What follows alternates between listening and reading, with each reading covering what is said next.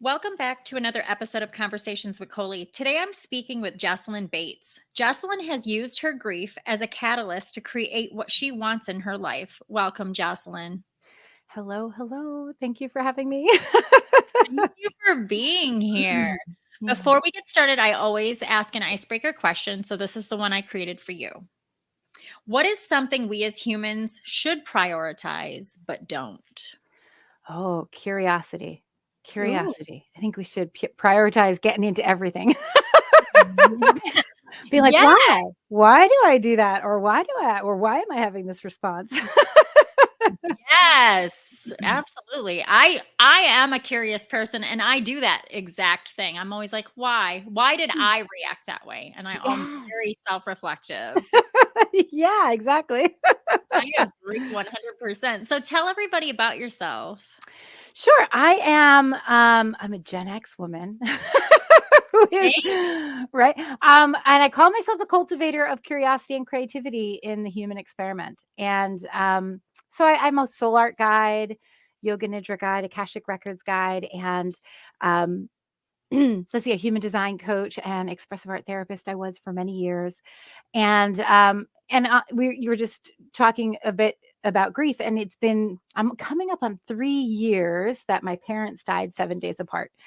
Oh, wow. And so I've been in this journey. I expect to fully be in it probably for the rest of my life. But through that journey, I have really opened up parts of myself that I never even knew I had. So, and it's been part of that journey that I have found most of the things that I do right now. And cultivator of curiosity and creativity is the best way I can put it, because I use everything all the time and I'm very intuitive with how I work with people. But it's really just about, let's see, you want a transformation, get curious, get a little creative, and then honor your body. So Yeah, I feel like it's that, sometimes it's that simple. Do you know yeah, and to ask yourself, "Why?" why? Why Yeah, do I I love it. want something? But also, why am I not having it? And why do I feel this way? Yeah, Yeah. absolutely. Do you feel comfortable sharing your grief story a little bit? Sure, sure. Yeah, I'm just coming up on 3 years. So it's every year is different.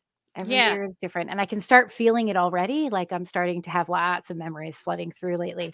And my grief was during the COVID protocols. And I'm an only child who lived with my parents and my three kids and my husband. Mhm. And we homeschooled. So they were 100% in their life, like all that they were second parents. Yeah. And they just came back for their 51st anniversary. They had a big vacation in Atlantic City because they didn't get to have their 50th because that was 2020. So everything was like locked down. And they came back and they had COVID and we had COVID at the same time. So I don't know if like two strains make, I don't know what happened, Right. but they went down. I went down. Everyone went except the kids. The kids had such an easy time with it.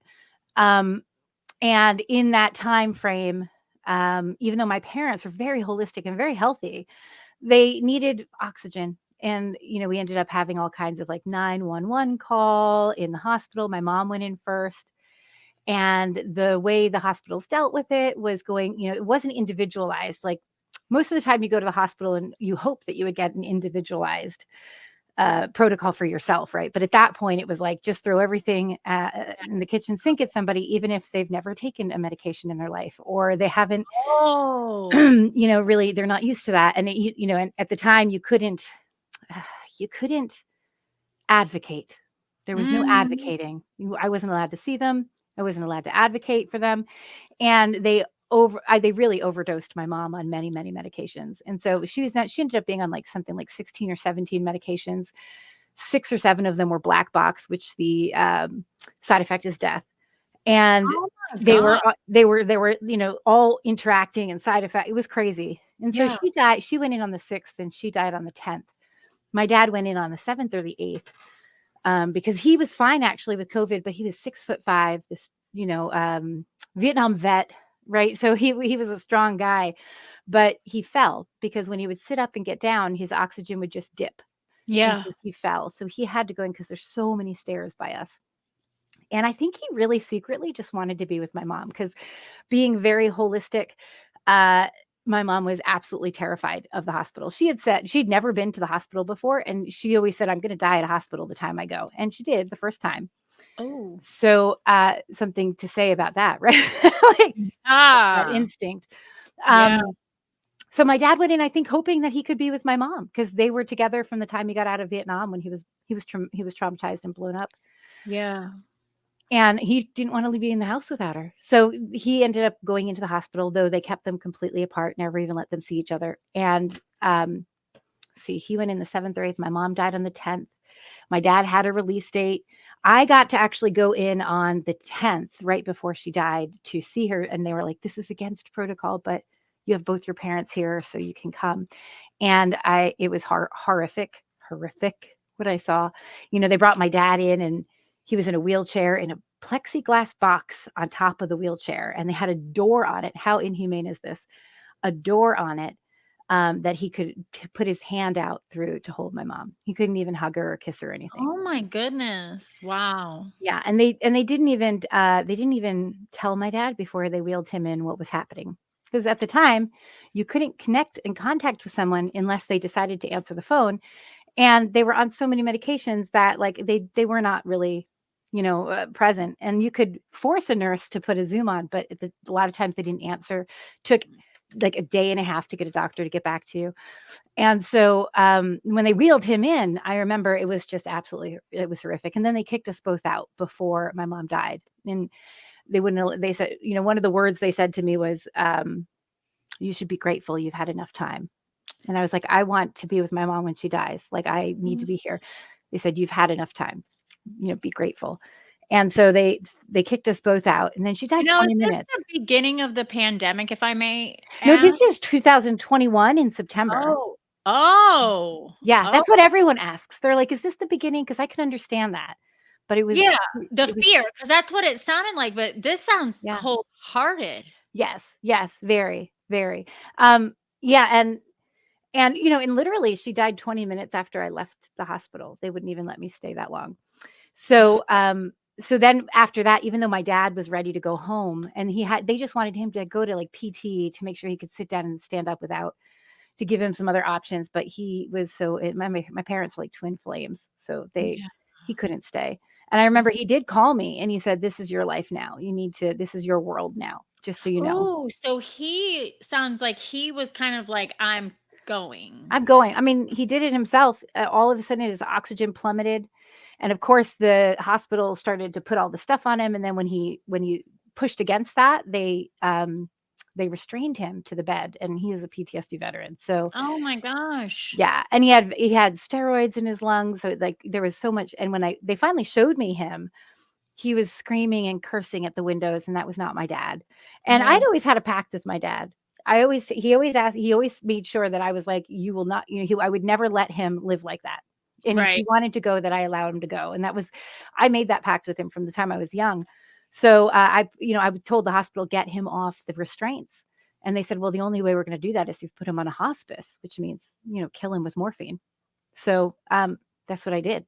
I mean, I knew that's what he wanted. Yeah. I wasn't gonna let him stay restrained like that.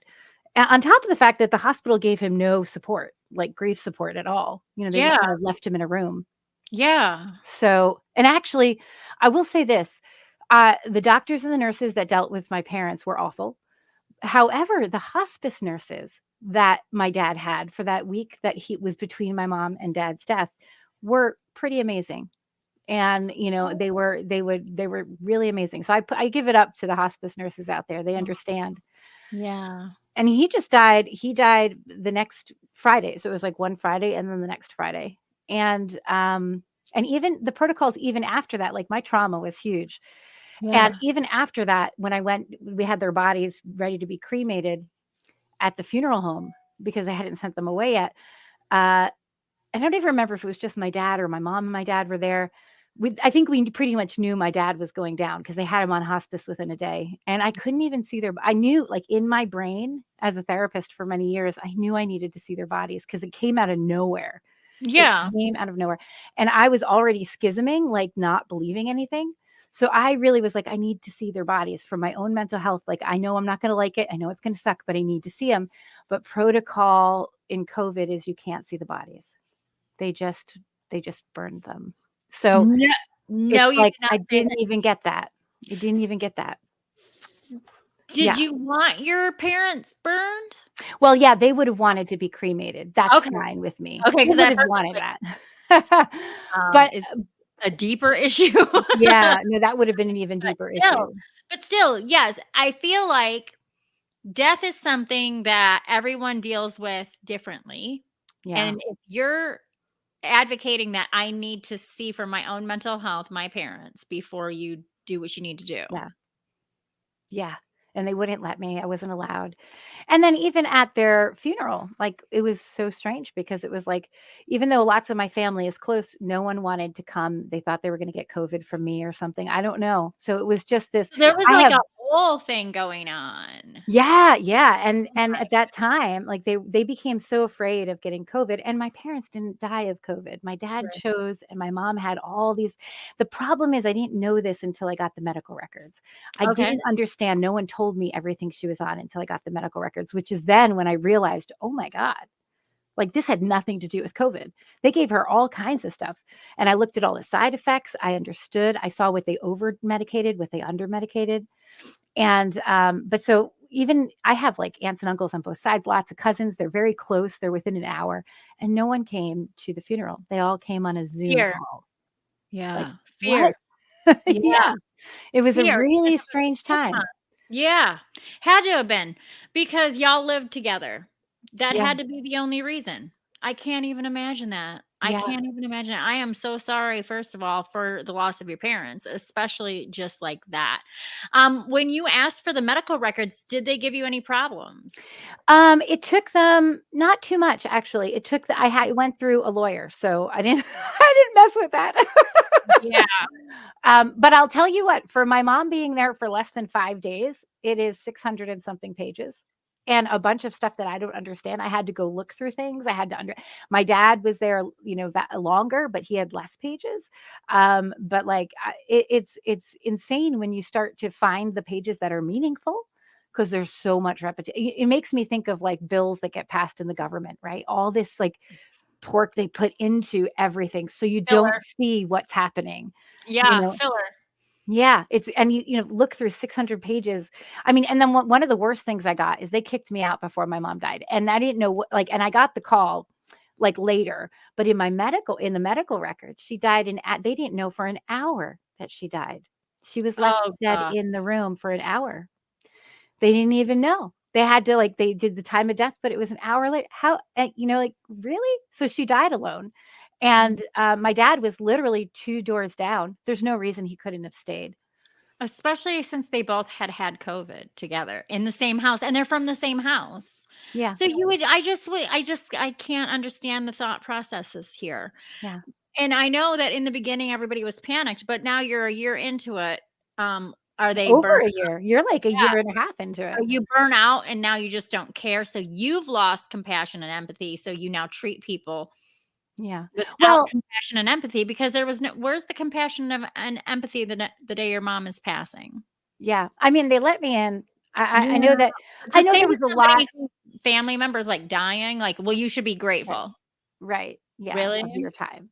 Yeah, Mm. and the other thing is I think they had a lot of turnover because I think a lot of so my friend who worked at the hospital was like, "Yeah, nobody's the same there anymore." Like something they brought in new people. So and she's like, "All the people that cared left." Like that's Yeah. what and it was just so strange, like the inhumaneness of everything. Mhm. And I understand fear. I get it. It was like it was everywhere, right? It was Yeah. everywhere you were supposed to fear everything. But yeah, it's scary that an entire population can turn on each other when that is started and it builds like momentum and we forget it's like I live in New Jersey and it's like the nursing home situation in New Jersey where Murphy put all the people in the nursing homes instead of the hospitals and all these people died. And it was like no one wants to answer to it. But these are our people's parents and grandparents and daughters and And it's what are they going through? What are their last years on this right. earth? And there's no one to advocate for them because no one can come back and say anything. Yes, Mm. exactly. Exactly. And I have no doubt something like this will happen again, and it's almost like they have the means to do it now, and it's really Oh, I scary. really hope it stops, and you know what I mean? Like, let's start Yeah, shining a light on this because yeah, no, I don't want that for my parents, I don't want that for myself, you, I don't want that for our kids, I don't yeah. want anybody to get used to that Yeah. Well, and at it's all. funny because the more time I try to tell this story a lot, because I Yeah, I don't know if you believe in, like, mediumship or anything, but I've been yeah, to mediums and all of them say the same thing. My mother is coming through saying, "I was murdered. It was neglect, but it was even eviler than neglect." And, and it's like I was given diseases. I never came in with the disease. I was given diseases. I mean, she's not talking about COVID, of what she died from, even though everything says COVID. And right. if you look into the meat of it, during that time, the hospital I was with was getting paid a lot of money for each remdesivir dose, for each person that was diagnosed with COVID, for each death with COVID. So, Yes, my dad obviously didn't die of COVID. Like, it was obvious. I put him on hospice. He had no problems, but his death he was certificate says COVID, and they got like 200 and something $1,000 for that. So yes, it's like you have to look a little deeper. And yes. most of the times when I tell my story, people are like, "What?" They have No, no I've idea h what this happened. is not the first story I've heard like this. There's another story from the hometown I'm from in Wisconsin where someone died of a very unrelated, and he's like a friend of ours, like, we grew up with him. He died of something unrelated to COVID, but his death certificate, I think someone said, don't quote me, that it said COVID. Yeah. And that was like, "No way. This is What? not what we're doing right now."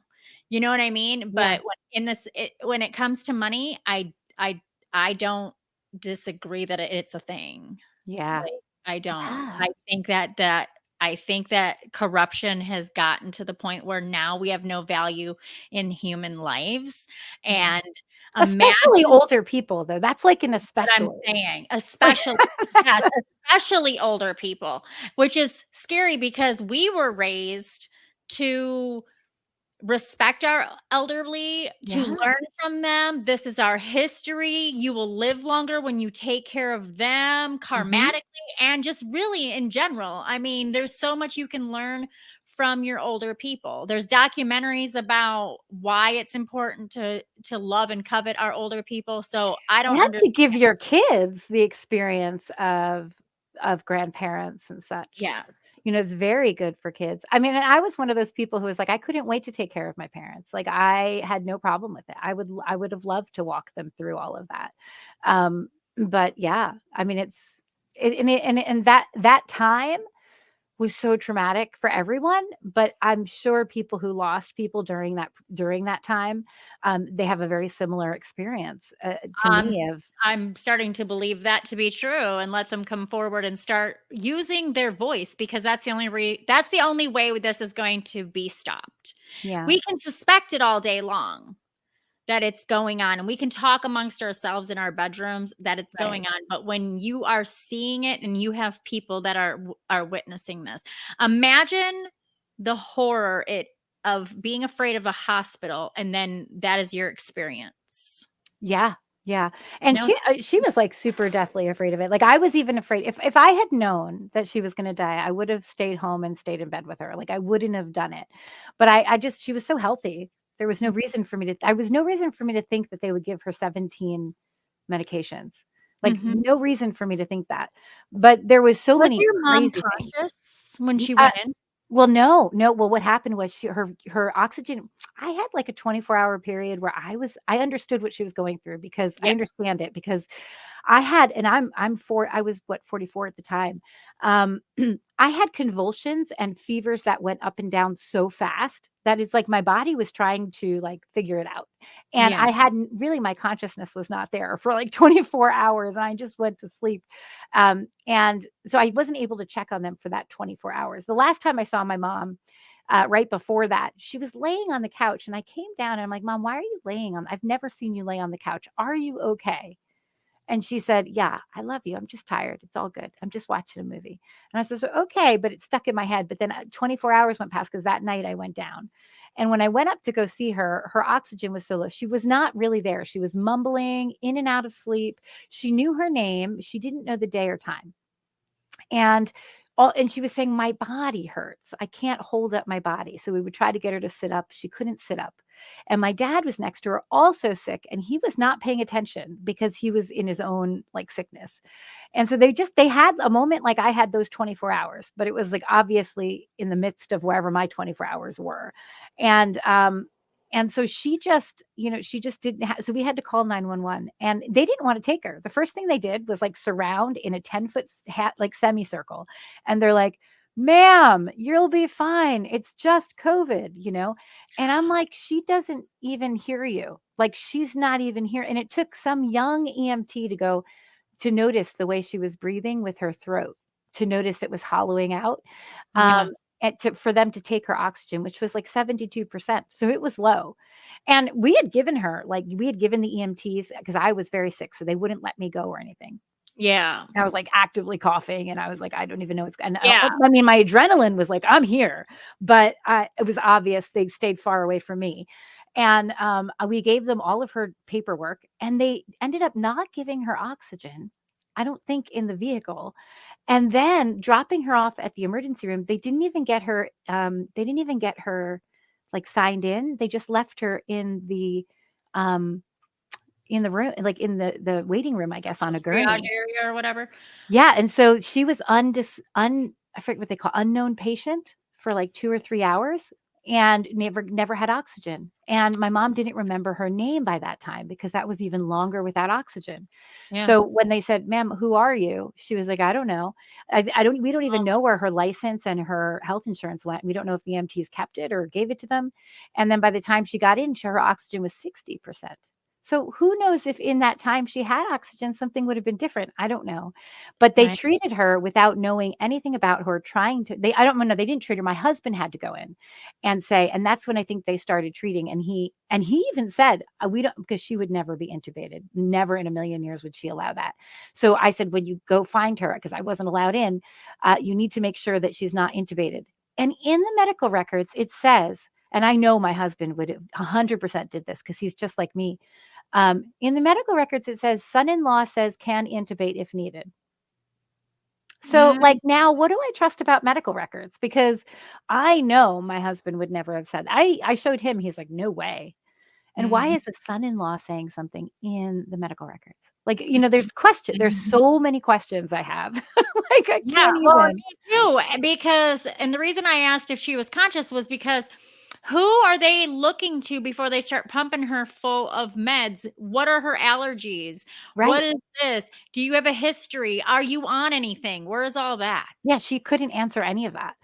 There was no ability to, and that's part of the so she is prime for the remdesivir lawsuits, because the remdesivir lawsuits are all around informed consent.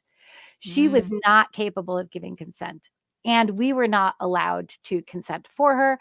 So, and my dad was home, but he wasn't. They wouldn't take his consent. So, so that's why she's prime for the remdesivir lawsuits. But she hasn't been. That's in California, and I'm in New Jersey, and I can't go back and forth.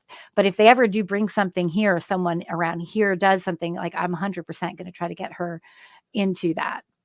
I'm gonna write something down because I'm good at data mining and I'm just going to research on how so the lawsuits. I'm gonna research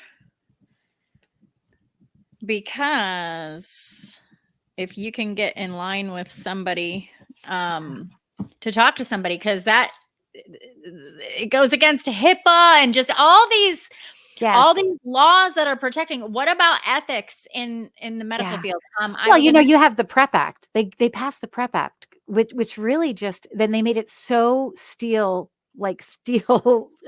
strong.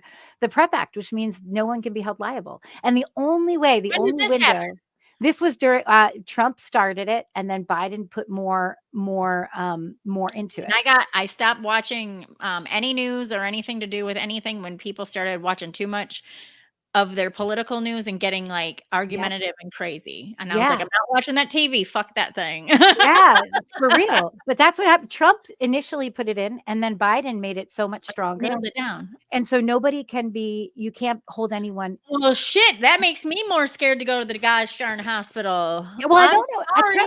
I'm not sure if PrEP Act is just during times of emergency or not. Probably during times of Ew, emergency, but yeah. So that's like even worse. yeah, and that what it does is it holds like when I talked to a lawyer about it, he's like, you would literally need to have the doctor writing in the medical records, I'm going to kill this person. Like that's how overt it has to be, that PrEP Act. So, So but no the more but Hippocratic oath is that's all doesn't just matter. done? The back door is the consent. That's the back door that they're working on, is the informed consent, because many people were intubated without consent. Many people were given remdesivir without consent. They had no idea what they were taking on because my mom had kidney problems too, which is like a remdesivir thing, but it actually causes pneumonia. Because at some point, right before everything started working on her, she had oxygen. She called me immediately, and she was like, "Oh, back to normal. Oh, I'm good. We're good. We're good." Right. But they had already started pumping everything into her. And by that night, she was not okay. So to No. me, that says she just needed some oxygen to, get things moving. And just, I knew that. I knew it was either oxygen or IV. I was like, Yeah. she just needs, like, because I didn't know if she was eating or, whatnot. So, I Yeah, mean, and it's that's just the other thing crazy. though, you're not allowed in but there's no informed anything. Like, Right. at the same time as COVID, I had a surgery because I shattered my ankle, Oh, and my partner was constantly updated yeah. about my condition and all that. Um, this is the horror stories I was hearing about, what you're talking about right now. Yeah. And I was afraid to go to the hospital because of All this of this. experience that you're talking about right now. Yeah, and even to the point where I knew what my mom wanted, and IV vitamin C, high levels of vitamin C IV were known to help at that point. I even went to I mean, I called the doctor. They were talking to me, they just weren't listening to me, and they didn't tell me everything she was on. They're like, "Oh yeah, we gave her this, and that's it." They didn't tell me until I saw the medical records. I didn't know, That's but I gotta said, be illegal. "Please give her vitamin C IV. Just try it. Please do that for me." And the Yeah. first doctor says, we don't have it in our hospital. So there's no way we can get it. Our pharmacy doesn't carry it." The second day, the doctor says, "Oh, we have it, but I don't believe in it, so I'm not going to do it." And the third day was when she was already dying. It was literally like 12 hours before she died. She's like, "Yeah, let me get it for you." So explain that. Like, What? explain how that works, because a How? doctor doesn't want How? to outwardly lie saying you don't have it in your pharmacy. Like there were so many and my parents were not vaccinated. So I don't know if that was also something that like constantly noted in their records how awful they were because they didn't vaccinate. Um Yeah, like because that that was was another about that thing. time, wasn't it? Yeah, yeah. And so I don't know if that was part of how they treated them or what. I had heard about that actually. I remember this now because now you're jogging my memory about when I was in contact with some news. And I remember there being a time during COVID that this is where it was like the precipice. If you wanted to be treated well, you got vaccinated. If you got COVID, they were going to treat you like shit if you were not vaccinated. Yeah, I mean, who knows? I didn't have experience with any other people in there. And I was told how busy the hospital was. When I went in to see my mom, I didn't see anyone else in the rooms, and the nurses were laughing and playing around outside. And, is I don't know. I don't know. Could have just been that day. I'm not Yeah, saying, it yeah, wasn't, yeah. No, no, no. but I hear you. I hear you. I hear you. Because now we're getting into this. This is not the podcast that I expected to get. ha! But hey, we're getting it, and I'm for it. I'm all for it because I'm all for having these kinds of conversations. If somebody wants to get all pissed off because you're sharing your experience, let them. Because they need to ask themselves why. Yeah. There's the Why? curiosity. Yeah, because you lost both of your parents within 7 days in a very, traumatizing way with Yeah. no support No. from the medical staff, and when I went to nursing school in 2010, we were taught one of the first classes we were in was ethics. Yeah. Yeah. Ethics. Yeah. And there isn't any in the medical field. It doesn't sound like, well, I shouldn't say there isn't any. It's losing it, It's and it's definitely got fading. backing from the government. Should something happen, well, here's what I don't like about that wording is, who makes the decision on something happening? That's a good question. And I like, you know what, there's so many things. And I feel like just politically where we're at right now, I'm waiting for something else to come down the pike because I'm like, something's wacky and weird. And I'm sure they don't like it or whoever's they is, you know? Whoever they is, yes, Yeah. yes, yes. Yeah. And it's, I don't know who they are either, but yeah, I mean, it's even interesting, like, even when my mom was in so my mom went one of the I forget the medication she was on, it causes severe pain in muscles and joints, and my mom had that, but they didn't tell me she was on that, they didn't know it was they didn't say it was a side effect, who knew if they even knew? Um, and she was so like they really wanted her to lay on her side so her lungs could clear and lay on her stomach, but she couldn't. She was in a lot of pain, and the nurses would call me. They would never call me back right away when I wanted something, but they would call me to complain about how my mom was not being very good. Like, I forget the word, or you know, when you're being asked to do something, she wasn't. They would be like, she wouldn't call her hostile, but you know what I'm right, getting at, right, like right, right, right, right, right. not Uncooperative. listening. Yes, that's it. So uncooperative. And they'd be like, "We can't get her. You get her to do it." And I'd be like, "Well, if she would answer the phone, I could." But she's like, I mean, Yeah, there was all these layers, and it yeah. was just so traumatic. I mean, and you know, there's and there, I know these stories are out there. I know so many. I've met many people who have been through something similar. Um, but it's like you have the grief trauma, and Yep. then you have I had this, like, anger I was carrying around, and it was like I didn't have anywhere to put it. No one let me put it anywhere because everywhere I walked in town, healthcare heroes, like, woohoo, and I wasn't allowed to say anything bad. I wasn't allowed to say, "Dude, they didn't do anything for me. I'm supposed to be, doing Yeah, this." If it yeah, was hospice nurses, I would have been like, "Yeah." yeah. But it was really hard because, like, everywhere I went, I had to zip my mouth. And even we had a podcast with my husband and I, and we told the story of my parents, and we got taken down, By off of who? YouTube. Ooh, I wonder if this episode will get Yeah. taken I down. don't think they do it anymore. Yeah. I think in the middle I mean, they Oh, might have okay. different things that If they're you're doing. taking my episode down off of YouTube and all my episodes disappear, I wanna ask you why. Yeah. What nerve are we hitting on? Because Right. that's the only reason you and that then we're gonna get into censorship because that's Yeah. censorship.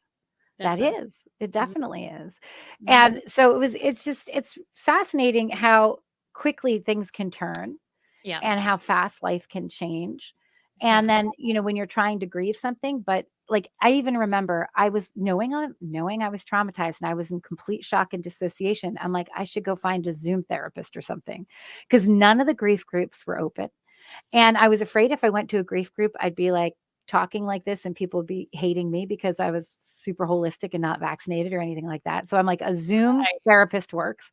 So I right. found an arts therapist because I was an arts therapist.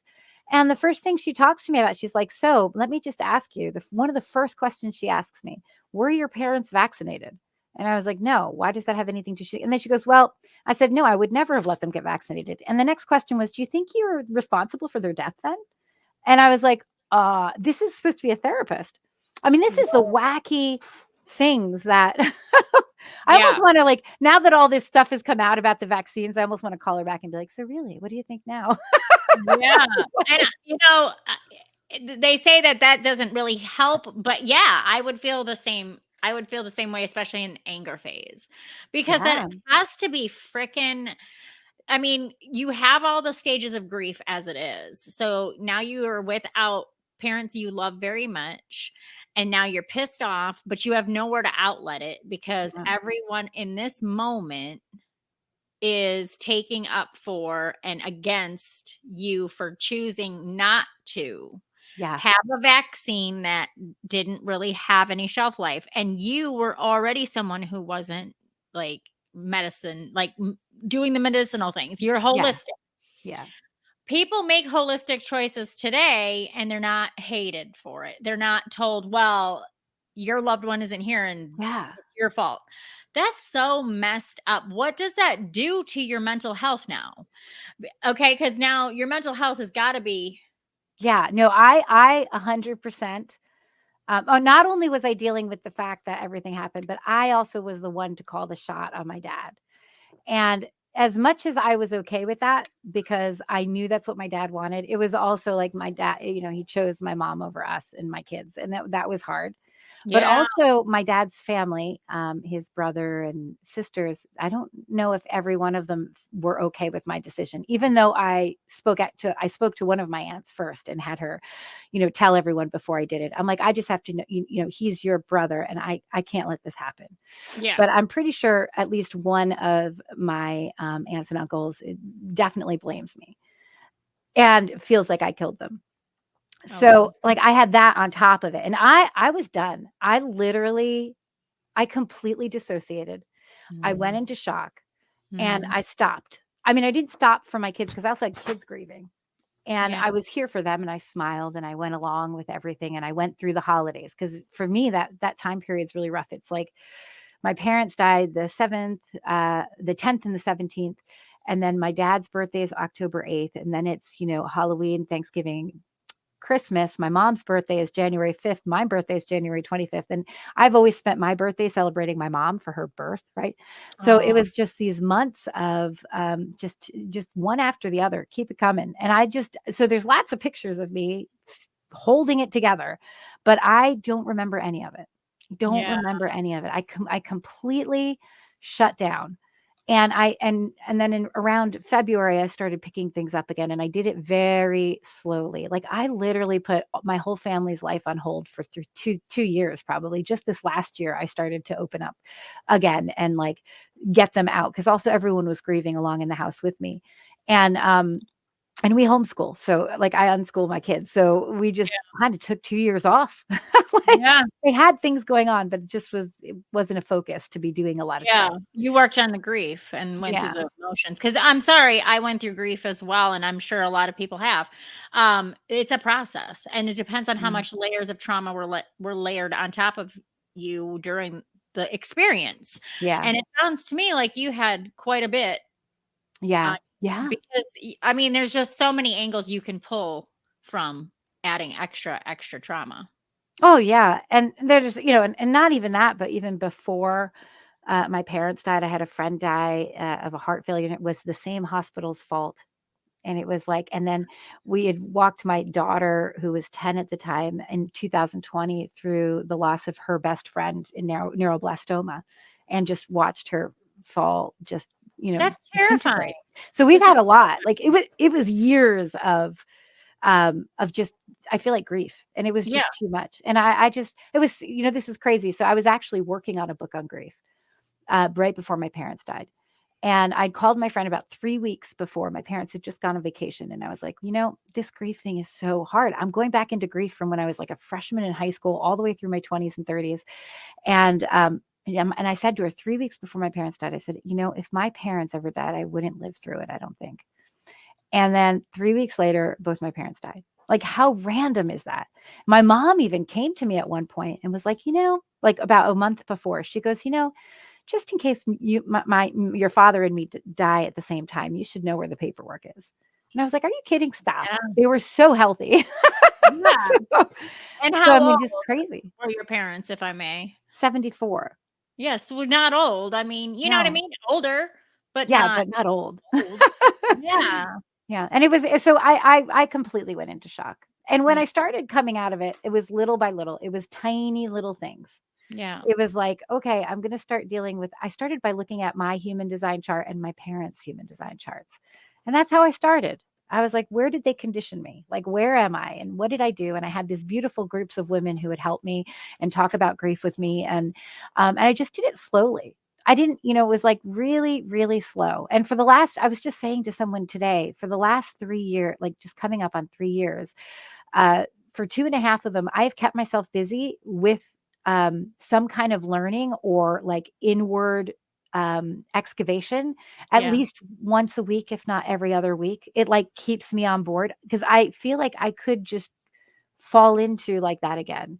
It was Mhm. Mhm. so it was Yeah. so heavy, that shock, and that Yeah. Well, PTSD, and that like I you needed just to be said, there.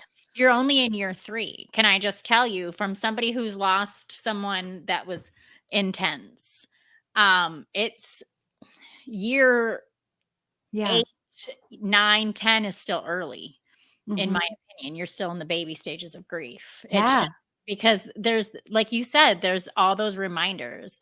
You've got so and so's birthday that kicks it off, and then you go into all the holidays, and then you have another birthday, and then you have another special occasion. You have another special occasion. So you're always reminded Yeah. of that loss. Yeah, and we live in the house I grew up in. So it's like, Oh my goodness. So you have everything. yeah, always here. And, it's got I mean, my parents were awesome. Mhm. And but it's definitely like, so I have needed a touchstone of learning. For me, Yeah. it's been learning. Like, I went into human design, then I went into the Akashic records, and I went into yoga nidra, soul shamanism, soul art. I'm always learning something because all of those Good. are, yeah, all of those things are like back to me. Like, okay, what am I going through? Opening my heart, like Yeah. opening my records. Who am I? How was I, and it's because being an only child, I've kind of played with this word orphan a lot now. Like, oh my God, like I am the elder. Like, what does this even mean? I can't even wrap my head around it sometimes. Yeah. Yeah. So, Yeah. Yeah. so just having that, that peace that is Mhm. constant for me, that of some kind of learning or group or some way to just keep myself moving is Mhm. really important. And and then I get to bring that learning to my kids too as they're grieving and kind of Mhm. moving through it. So Yeah. that's been like my way, slowly, piece by piece, consistent action, consistent curiosity. Like, I really play in creativity. I think soul art has been one of the biggest. I'm a certified soul art guide, but I did it because soul art is one of the biggest helpful practices that has been there for me through all of it, to understand it, to begin to access my inner wisdom about grief, Yeah. you I know? love that. So talk about human design. Oh yeah, so human design, if you don't know what it is it's like a mix, it's kind of an energetic map of your person from the time you're born, right? And it focuses in on astrology, I Ching, tree of life, Kabbalah, even what did I say? Numerology. And it's kind of like a quantum energetic map of who you are. Mhm. And so it's based off your birthday and time and place, just like astrology. But it's so accurate. It's so insanely accurate. And for somebody who just lost all of their foundation, to be able to jump into like my own personal foundation, was really helpful. Like, oh, just to remember, oh, this is who I am. Oh, Mhm. yeah, like, that resonates with me. Like, oh my gosh, that's who I was as a kid. Absolutely, and it started to rebuild my nest in a way. Human design is amazing. It's a very intricate system, but there's some really simple things that can really change how you live in your life and Mhm. can really kind of open and shift you into transformation. Nice. Yeah, Yeah. that's interesting. So how would that help someone who has just experienced grief and they're in the early stages? How could something like human design help them? Yeah. So for me, it was very personal because Mm. my mom loved human design. And the way I traveled into it was I was waiting for, like I was looking through financial emails and my mom's email to figure stuff out. And I saw that one human design person she followed everywhere. And I reached out to her and I'm like, I want to be close to my mom. So could I take this program? I have no money. I have nothing. Right. And she was like, absolutely. And that's how it started for me. Oh, wow. And like I said, human design became a way for me to weave into back to who I am. But in a Mhm. general way, like just knowing, like going into your human design chart and just knowing your strategy and authority, which is everyone has a different strategy and authority. Not everyone, like there's specific kinds. There's sacral authority, emotional authority, splenic authority. And just to know your strategy and authority will help you move through grief. Because, Mhm. like, I learned early on the idea that a sacral authority needs to answer to yes or no questions. And what happened was, once I was in the middle of grief, my husband would say, "What do you want to eat?" And I would get so upset. I don't even know. I don't even know. Just like, and I would shut him out. But when we learned about all this, it was like he needed to ask me yes or no questions so I could respond. Do you want salad? Yeah. And it would totally de-escalate when my emotions were Yes. all over the place, and it Mhm. would develop connection again. So even something that simple, Oh, right, wow. Yeah. can be a life changer in the middle of an emotional time when you're in the beginning of grief. And knowing more about your centers, we have open, undefined, and defined centers in a body graph, which is what you're like. So if you're looking at astrology, you're looking at your chart. A chart in human design is like a body graph, and it has the centers, but there's 9 centers instead of 7. And there's gates and channels, and it kind of looks like it loops around. And Yeah. if you even just know that you have certain centers open, or that can be, so you don't have access to that normally. And like the emotional center, I have an open, undefined emotional center. So I started to realize when I started to get really sad, it was my other people's grief in the house. If I noticed, I would notice, okay, I'm feeling this. Is somebody else feeling this right now? Yeah. And I would go connect with them. So, there's all different ways to use it, but just being able to be aware, like I'm a 4-1, that's my type. A 1 needs to research and a 4 needs a network, right? And so I researched, I went into big time, like existentialism, like what happens where I listened to, oh my gosh, I watched so many videos of hospice nurses talking about the moment of death. I Mhm. had to, like, and that's me. If you're not a 1, if you don't have a 1 line in your type, that might not be the way for you to process it, but it helped me. So if I had known, like I knew that through human design, right? That Nice. just let myself research into whatever obsession I have. And it was like a stream outward, right? It was like I don't know, the canal, the water came up and let me through. Yeah. It kind of proves the point that we all grieve differently. So even though I've had a grief that was circled around something important, and you've had a grief that circles around something that's majorly important in your life, that doesn't mean that the way I grieve is going to help you with your grief. Right. Yeah, Right. I love that. I think that's Yeah. great. And so, do you teach a class? Do you have like counseling around this for people that are grieving? Because grief is something that all of Universal. us, we're all going to experience. Yeah, and I say that about grief a lot. I think one of the loneliest experiences in the human experience. I really do. I think it's one of the loneliest times. Yeah. And yet at the same time, it's universal and no one's getting away without it. So it's Yeah. like it's probably going to come again. It's like that, Oh, so it's this thing. I actually I do human design charts and chart readings, but one of the things I did, so for me, the second winter that came around, I started to get very, very anxious. And I started to, I would say, get close to feeling panic attacks. And it was because it was the first winter I wasn't dissociated and in shock. And my kids got sniffles. And because of how my parents died, it started with a sniffle. There was nothing more than that. And so as soon as my kids got sniffles, I started noticing I'm looking over the bed praying, don't die, like this is going to be yeah. okay, and my anxiety would started to rise, right? Yep. And then I couldn't sleep. And when you don't sleep, your anxiety gets worse. And then when your anxiety gets worse, it's even harder to sleep. And it was this constant. And I found myself in moments of like, oh my God, I'm going to die. And out of nowhere. And I'm like, okay, Yeah. and my mental health, I know that I'm not going to, they're not like, I know this, right? But it Yep. still wouldn't change what was going on. So Yep. I actually, at that point, got trained as a yoga nidra guide, because yoga nidra, actually, I got trained after I healed this, but I healed it through yoga nidra, and which is like a guided meditation into the subtle selves. It's more than just a guided meditation. It's all about moving into the subtle selves, the koshas, and really connecting with your inner refuge, your safety and security. And that work, I would do probably 2 or 3 yoga nidras a day, and that work brought me within a month back to myself, to the point where I could watch my kids be sick. I'm like, it's okay. Like, and I was sleeping better than ever. Yep. So I found Yoga Nidra originally on Insight Timer. What I do now for free is I'm a teacher on Insight Timer, and I have a lot of Yoga Nidras up there for inner refuge, for inner sanctuary, for like just a 30-minute nap. It's a Yoga Nidra nap, but it's a little different. Yeah. Yeah. But Which and it I feels do, amazing. yeah, and I do those, and I offer those for free to anybody. And anybody who's going through grief, like 100%, go listen to a yoga nidra. Lay down, let yourself be guided. It is effortless.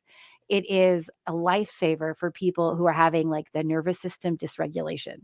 Yeah. So that's what I did, and I do offer that. And even on my website, I have like my Insight Timer page, so you can even listen through my website to the yoga nidras that I offer there. Awesome. Awesome. Yeah. What is your website? JocelynBates.net. And then, of course, you can find me on Insight Timer, Jocelyn Bates, or I actually talk about my grief a lot on Substack. I have a whole series about going through grief on Substack, and that's the same, Jocelyn Bates. Awesome. Yeah. Awesome. I love this. And we're going to actually have to probably record another one because I wanted to talk about what I wanted to talk about is what grief and stress can do to your physical body. But we went into, I think, an even better podcast episode. Yeah. But I still want to visit that because I Yeah. don't think we focus enough on what manifests from PTSD because that Yeah. is what you had. You had, as you're sitting there Yes. describing your symptoms, I'm like, you had PTSD and you know, as Yeah. you should have, considering what you went through. Yeah.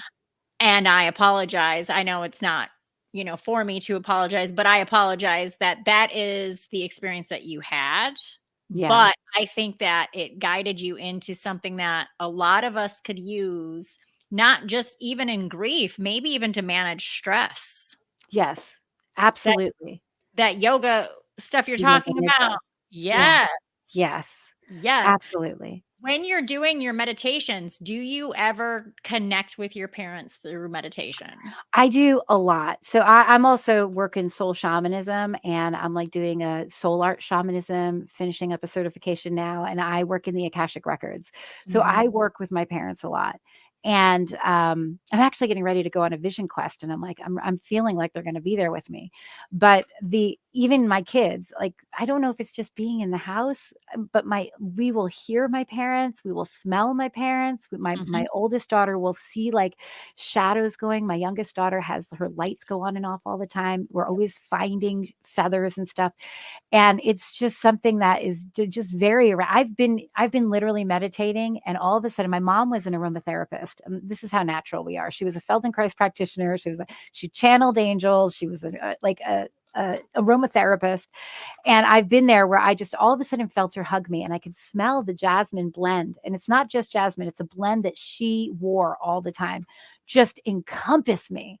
And of course, what happens? My eyes just start, the faucets are on. But it's Yep. like I'm not sad. It's like I can feel like all of a sudden I'm feeling that. And Yes. and so it's really, it's fascinating. And I'm glad that I was able to get to that place where I can appreciate that now. Yeah. Yeah, and Yeah. that's another thing. I mean, we could talk on a lot of things, that people don't understand is just because your loved one isn't here doesn't mean that they're not around you. Um, my cousin lost her mother, and her son was then hospitalized shortly after that loss, and it was touch and go on whether or not her son was going to make it, and I reached out to her and said, "I thought about your mom today." And I just told her the why and what the thought was, and she's like, "I just smelled her perfume in the room, and they said my son was gonna be fine." Yeah. And I was like, "That's so crazy. That's so Yeah. crazy." The craziest thing too sometimes. So right, but my daughter's birthday was August 25th before my parents died. And my mom was very focused on getting her a journal. I don't know why, but she started focusing on getting her a journal in April. She's like, "But this is a really big year, and we want to get it for her." So she's asking me all these journals. I'm like, "Mom, you're going to figure it out perfectly, whatever journal she wants." And then so she tells me in like May or June, I ordered it. It's coming in 2 weeks, right? The journal never comes. It doesn't come. She's like, "I'm really excited about this." My mom dies on September 10th. She died at like 10:48 or 12:40, I forget the time. At that almost exact time, the journal came to the house. And No. the journal is something my mom would never in a million years, I would have thought, bought for my daughter. It's like embossed leather, and it's to my granddaughter. I won't always be around. Da da da da da da da da da da. I mean, it's like, Creepy, but also great. right? Right, I know, right? Like, it's like sometimes the universe Yeah. just comes. Oh. It was like her last thing she wanted to say to my daughter. Oh It was, my like, incredible. It was so Mhm. late. It was something like a month and a half, 2 months late, and then it comes that day in the mail. Yeah. What? Yeah. Those are not coincidences, people. Mhm. They are not coincidences. Jocelyn, I have Mhm. enjoyed this conversation so much. Do you have any final thoughts for everybody? I just think it comes down, I mean, if you're going through grief or, you're moving through it, it's okay to get curious. One of the things I say to myself, and this is what got me through, is I would reiterate the fact that I am a soul in a human body. And when my soul is not incarnated in a human body, it knows everything. Can't feel anything, but it knows things. So it came into this body to feel things, and it's okay to feel things. Just know, like, your soul's here to feel it, whether they're good feelings or bad feelings. It learns from all of that. Our souls learn. So that kind of made it okay for me to feel things. Okay, I can feel the bad stuff. If I feel it, it's going to move. It's going to Yeah. move into the next lesson. It's going to move into the next place. It'll shift or, change. And so just know that we are here to feel things. And it's through feeling those things that we transform. And that's why I think grief is such a portal for transformation. I believe that. I believe that. Thank you so much for Yeah. sharing and being so vulnerable and sharing your story with us. Oh, thank you for having me.